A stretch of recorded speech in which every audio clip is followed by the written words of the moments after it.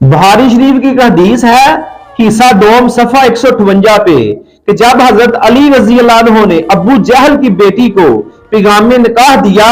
तो हजरत फातिमा रजी अल्लाह अन्हा ने जब इस बात का रसूलुल्लाह सल्लल्लाहु अलैहि वसल्लम से जिक्र किया, तो रसूलुल्लाह सल्लल्लाहु अलैहि वसल्लम ने फरमाया, फातिमा मेरा एक टुकड़ा है गोश्त का, और मैं इस बात को बुरा जानता हूं जो इसको तकलीफ दे। तो ऐसे कैसे हो सकता था कि रसूलुल्लाह सल्लल्लाहु अलैहि वसल्लम के तरबियत याफ्ता सहाबी रसूलुल्लाह सल्लल्लाहु अलैहि वसल्लम के जिगर पारा को तकलीफ देते? नहीं, ऐसा कुछ भी नहीं हुआ। बागे फिद्दत के मामले पर दरअसल यहां सिर्फ और सिर्फ मगालतों से काम लेने की जो कोशिश की जा रही है, क्योंकि तमाम तरके अहादीस से अगर मसला जमा किया जाए ना, तो ये सारे अतराजात जो लाफजीन लगाते हैं, वो सारे अतराजात कलअदम होते हैं। रही बात इस मसले की कि फातिमा रज़ी अल्लाह अन्हा ने अबू बकर सिद्दीक की पेश करदा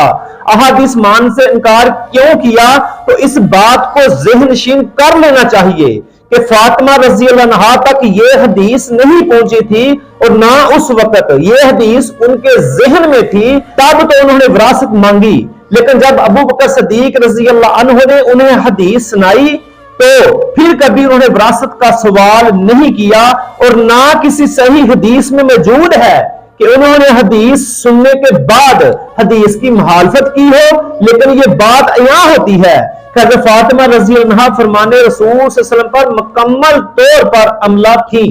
और जिन अहादीस में ये जिक्र होता है ना कि सईदा फातिमा ने कभी भी हज़रत अबू बकर सिद्दीक से गुफ्तगू नहीं की, ये इस अमर पर महमल है कि विरासत के मसला के लिए गुफ्तगू ना फरमाई। फिर याद रखें कि विरासत के मसला पर गुफ्तगू ना फरमाई, लेकिन मुलाकात तर्क ना की, और ना इसकी कोई वाज़ेह दलील मौजूद है।